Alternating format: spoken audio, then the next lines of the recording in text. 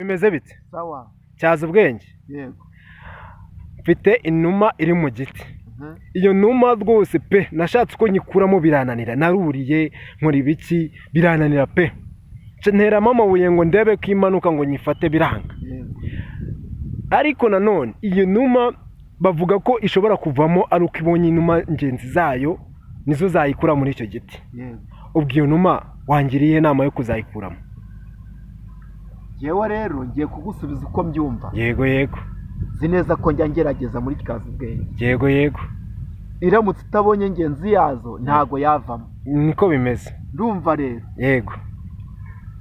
Wagerageza ukajyaho inuma yindi yateye. Yego. Ugafata utwana tw'indi numa. Yego.